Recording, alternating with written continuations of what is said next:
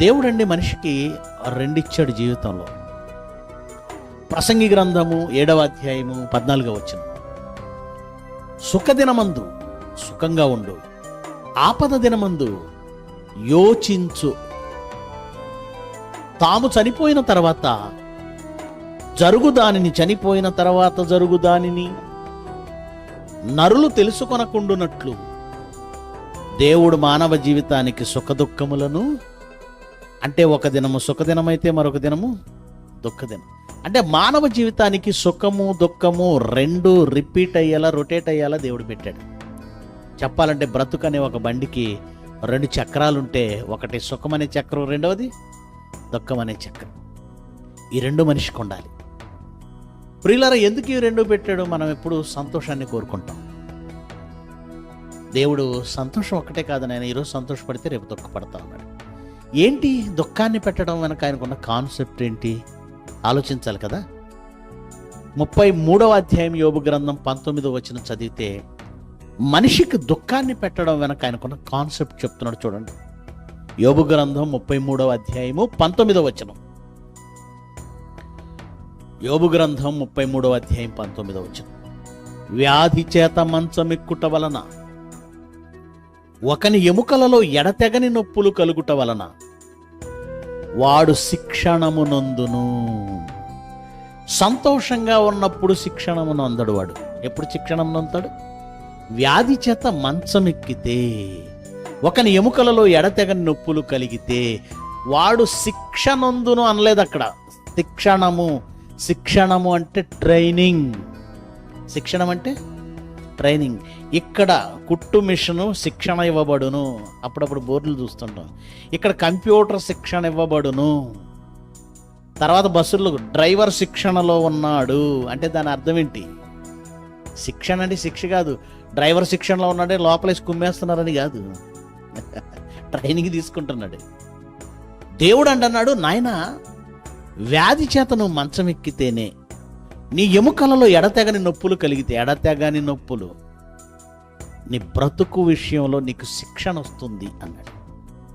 నిజమా అండి ఇది అంటే అవునండి. సంతోషాలు, సంబరాలు, ఆర్భాటాలు, జోకులు, కేకలు, ఏలలు, డప్పులు, స్టెప్పులు, ఇవే కదండి ఫంక్షన్స్లో, పెళ్ళిళ్ళలో. వీటి మధ్య ఆ డీజే సౌండ్లకి ఆనందంగా బట్టలు ఊడిపోతున్నట్టు కూడా తెలియకుండా ఎగురుతున్న వాడి దగ్గరికి వెళ్ళి, అసలు నువ్వెందుకు పుట్టావో తెలుసా అనండి, లాగి ఒక్కడ కొడతాడు. వాడికి ఎలా ఉంటుందంటే, ఆనందంగా ఉన్నవాడి దగ్గరికి వెళ్ళి, అరే నీకు మ్యాథ్స్లో మార్కులు ఎన్ని అడగండి, ఓరే బాబు నా మూడంతా జడగొట్టేసావు. అంటే సంతోషంగా ఉన్నవాడు ఎప్పుడు లైఫ్ గురించి ఆలోచించడు. ఈ జీవితం ఏంటి, ఎందుకు పుట్టాం, ఎందుకు బ్రతకాలి, ఎవరి కోసం ఉన్నాం, ఈ ఆలోచనలు ఎవరికైనా ఎప్పుడు వస్తాయో తెలుసా? తీరని సమస్యల్లోకి వెళ్ళి, కష్టాల్లోకి వెళ్ళి, కన్నీళ్ళలోకి వెళ్ళి, ఇక ఎవరి సహాయము అందదు, మనం ఒంటరి అనుకున్నప్పుడు ఆ బాధలలో నుండి మనకు ఒక థాట్ వస్తుంది. అదేంటి తెలుసా? ఎందుకు పుట్టాను, ఈ బతుకెందుకు వచ్చింది? నిజానికి ఇది వండర్ఫుల్ క్వశ్చన్. ఈ క్వశ్చన్ మనిషి వేసుకోవాల్సిన క్వశ్చన్. ఎప్పుడు వచ్చింది ఇది? వీడికి అన్నీ బాగున్నప్పుడు, ఆనందంగా ఉన్నప్పుడు, సంతోషంగా ఉన్నప్పుడు, సుఖంగా ఉన్నప్పుడు ఈ క్వశ్చన్ వచ్చిందా?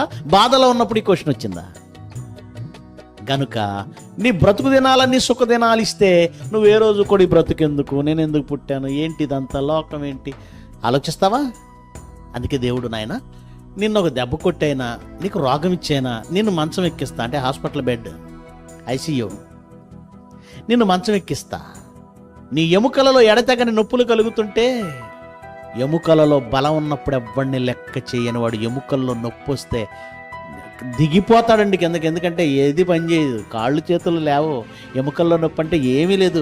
వాడు ఎదుట వాడు కర్ర తీసుకొని వస్తున్న కదలేని స్థితి, ఏం చేయలేని పరిస్థితి అండి. అలాంటి పరిస్థితుల్లో నిన్ను మంచం ఎక్కిస్తే నీకు బ్రతుకు విలువ అర్థమవుతుంది అన్నాడు. అదే నీకు క్షేమం. వాస్తవానికి తమ బ్రతుకు కాలమందు నరులకు ఏది క్షేమకరమైందో మనిషికి తెలియదు. ఇది క్షేమమా? నిజమా అండి? మనిషికి రోగం ఇస్తే మారతాడండి అంటే ఒక ఎగ్జాంపుల్ చెప్తాను. తీరని వ్యాధితోనో లేదంటే ఏదో ప్రమాదం యాక్సిడెంట్ అయ్యో పరిస్థితి బాగోలేదు హాస్పిటల్ బెడ్ మీద పడ్డావు, నువ్వు అటు ఇటుగా ఉన్నావని డాక్టర్ చెప్పాడు అనుకోండి, ఎప్పుడూ బైబిల్ లేదు, గుడి లేదు, గుండం లేదు, అలాంటి వాడి బెడ్ మీద తల దగ్గరికి ఒకటి వస్తుంది. ఏంటది?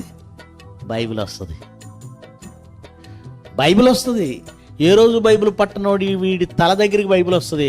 వాడు కూడా అప్పుడప్పుడు లేచి దాన్ని కూర్చొని చదువుతూ ఉంటాడు. నాలాంటి వాడు ఎవడైనా వెళ్ళాడు అనుకోండి, మాట్లాడలేకపోయినా సైగ చేస్తుంటాడు. ఇట్లా ఏందది?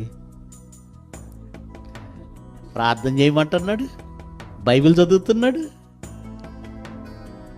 చూసారా? అంటే ఏమొచ్చింది? మార్పు. ఈ మార్పు వీడు ఫంక్షన్లో ఉన్నప్పుడు వచ్చిందా, ఐసీలో ఉన్నప్పుడు వచ్చిందా? కనుక దేవుడికి తెలుసు, నాయన అన్ని సుఖదినాలు ఇస్తే నువ్వు నా దగ్గరికి రావు, నువ్వు నా చేతికి రావు. అందుకే సుఖ దుఃఖాలు నీకు యాడ్ చేస్తున్నాను. సుఖ దుఃఖాలు అన్ని ఎలా అయితే అన్ని దుఃఖ దినాలే అంటే మళ్ళీ ఓవర్ అయిపోతే నువ్వు వెక్స్ అయిపోతావు, ప్రాణాలు తీసేసుకుంటావు. కనుక బ్యాలెన్స్ చేయాలి కదా.